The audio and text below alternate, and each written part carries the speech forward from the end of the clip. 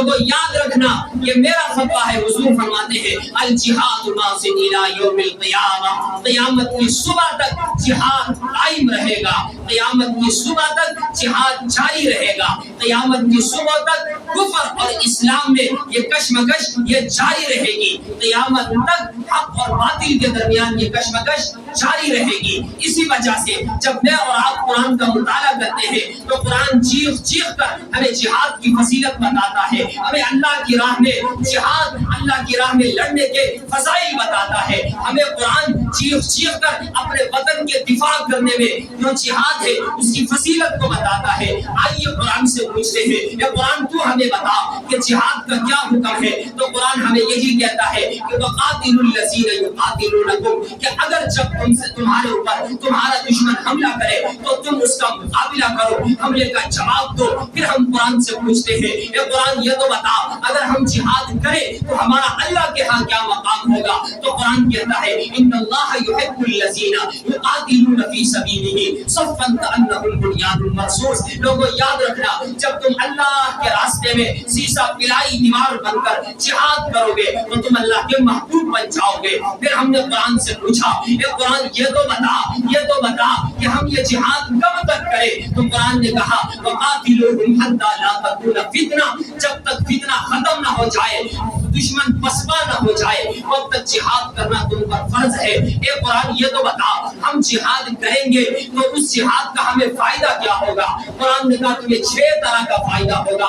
پہلا فائدہ یہ ہوگا قاتلوہم یعذبہم اللہ بایدیکم، پہلا فائدہ یہ ہوگا کہ اللہ تمہارے دشمنوں کو اپنے ہاتھوں سے عذاب دے گا، اور دوسرا فائدہ جہاد کا یہ ہوگا وَيُخْزِهِمْ، اللہ جو تمہارے دشمن ہے انہیں رسوا کر دے گا، وَيَنْصُرْكُمْ عَلَيْهِمْ، تیسرا فائدہ یہ ہوگا اللہ تمہیں غالب کر دے گا، وَيَشْفِ صُدُورَ قَوْمٍ مُؤْمِنِينَ، چوتھا فائدہ یہ ہوگا تمہارے دلوں کو ٹھنڈک مل جائے گی، وَيُذْهِبْ غَيْظَ قُلُوبِهِمْ، پانچواں فائدہ یہ ہوگا کہ تمہاری جو نفرت اپنے دشمن کے بارے میں تھی وہ تمہارے دلوں سے نکل جائے گی، تمہارا غصہ ٹھنڈا ہو جائے گا، وَيَتُوبُ اللَّهُ عَلَى مَن يَشَاءُ، چھٹا فائدہ یہ ہوگا کہ جب تم اللہ کے راستے میں جہاد کرو گے اس جہاد کی بدولت سے اللہ تمہارے سارے گناہ معاف فرما دے گا۔ پھر ہم نے قرآن سے پوچھا اے قرآن یہ تو بتا میں جہاد کروں دوسرا آدمی کر بیٹھے تو کیا میری اس سے زیادہ فضیلت ہے؟ قرآن نے کہا فضل اللہ المجاہدین علی القاعدین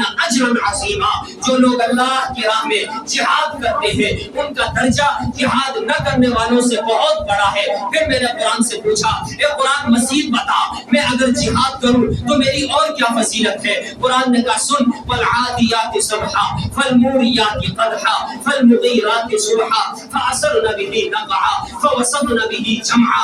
اے مجاہد جب تو اللہ کی راہ میں جہاد کرے گا تو تیرے اس جہاد کی وجہ سے تو اللہ کو اتنا محبوب بنے گا کہ اللہ تیرے گھوڑوں کی بھی قسمیں کھائے گا، تیرے گھوڑوں کی قسمیں کھا کر تیرے گھوڑوں کی فضیلتیں بیان کرے گا۔ میں نے قرآن سے پوچھا اے قرآن یہ تو بتا جب میرا مقابلہ دشمن سے ہو میدان جہاد میں تو میں پہلا حملہ کس پر کروں؟ تو قرآن نے کہا فقاتلوا اولیاء الشیطان فقاتلوا ائمۃ الکفر، کہ جب تیرا مقابلہ میدان جہاد میں دشمن سے ہو تو سب سے پہلا وار جو کفار کے سردار ہے جو شیطان کے دوست ہے سب سے پہلا حملہ ان پر کرنا۔ پھر میں نے قرآن سے پوچھا اے قرآن یہ تو بتا کہ جب میں میدان جہاد میں دشمن کے سامنے کھڑا ہو تو میرا طرز عمل کیا ہونا چاہیے، مجھے کیسے جہاد کرنا چاہیے؟ تو قرآن نے کہا سن اذا لقیتم فئۃ فاثبتوا، جب تو دشمن کے مقابلے میں ہو میدان جہاد میں تو ثابت قدم رہ، بزدل نہ بن، تو ہی غالب رہے گا۔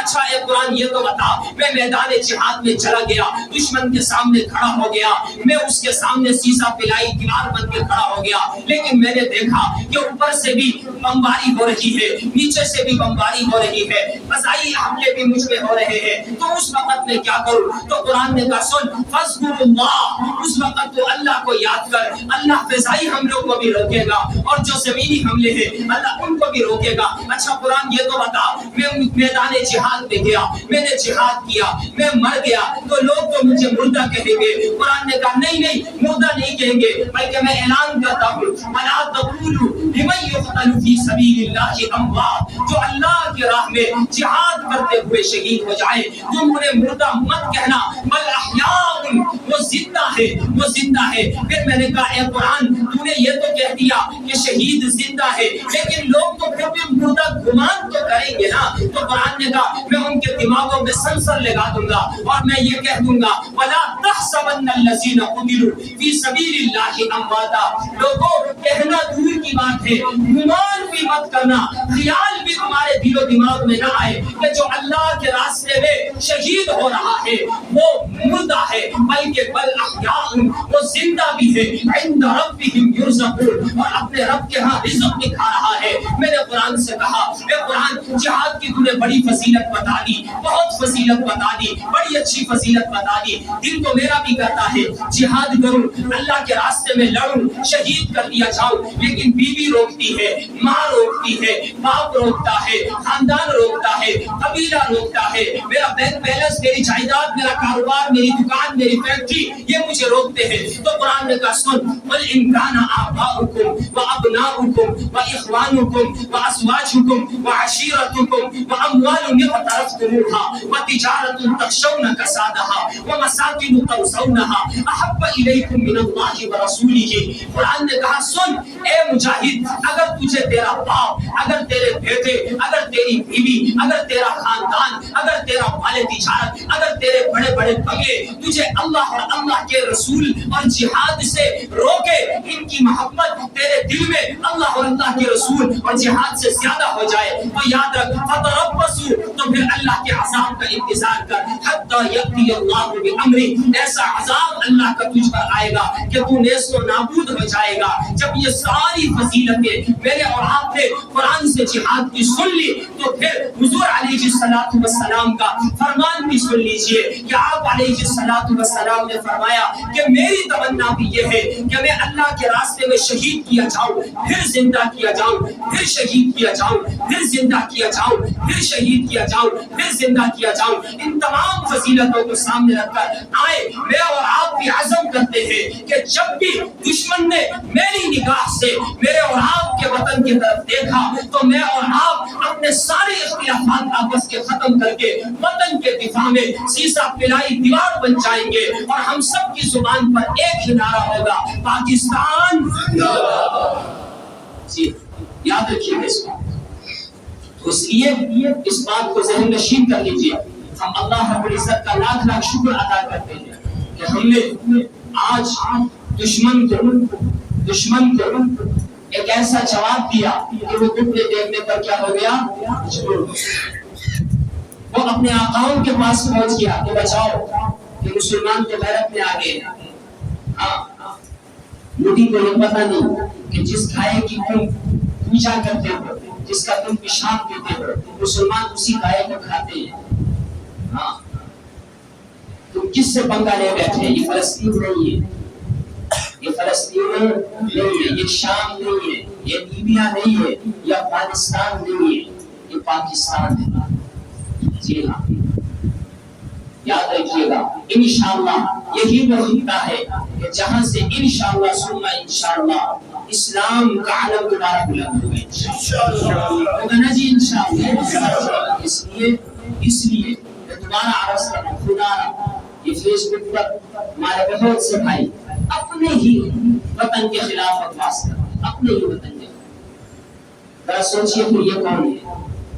میں نہیں کہہ رہا، آپ خود سوچئے کون ہے. اللہ فرماتے ہیں بس اوقات میں حالات لے کر آتا ہوں کس لیے؟ یمیز اللہ الخبیث من الطیب ویجعل الخبیث بعضکم علی بعض فیمکرہ جمیعا فیجعلہ فی جہنم اولئک هم الخاسرون. میں حالات اس لیے لے کر آتا ہوں تاکہ اچھے اور برے، خبیث اور طیب الگ ہو جائے. اس جنگ نے بھی ہمیں بتا دیا کہ کون قوم کے ساتھ، وطن کے ساتھ، ملک کے ساتھ مخلص ہے اور کون مخلص ہے، بتا دیا. ہاں تو اس لیے میرے محترم دوست خود سوچو بیوقوفو یہ وطن ہے تو تم ہو، یہ وطن نہیں تو تم کہاں ہو؟ تمہیں مودی اپنے گھر میں رکھے گا؟ بولیے ذرا سوچئے یہ وطن ہے تو ہم ہیں. اگر یہ وطن نہیں تو نہ میں بیٹھ سکتا ہوں نہ آپ اس طرح سکون سے بیٹھ سکتے ہیں. جی اس لیے ہم یہ دعا کرتے ہیں اللہ سے کہ اللہ جب تک جان میں جان باقی ہے اپنے اس دیش کے ساتھ وفا کرنے کی ہم سب کو توفیق عطا فرما۔ اگر موقع آئے اپنی جانوں کا نذرانہ پیش کرنے کی تو اے اللہ اتنی غیرت ہمارے اندر پیدا فرما کہ ہم بھی سرحدوں پر پہنچے اور اپنے سینوں پر گولیاں کھا کر اپنی یہ جان اپنے وطن کی نہیں فرما کریں گے انشاءاللہ۔ نماز نہیں آئی میرے حنیف کی صحیح سمجھ عطا فرمائے۔ وَأَقُولُ قَوْلِي هَذَا أَسْتَغْفِرُ اللَّهَ لِي وَلَكُمْ وَلِسَائِرِ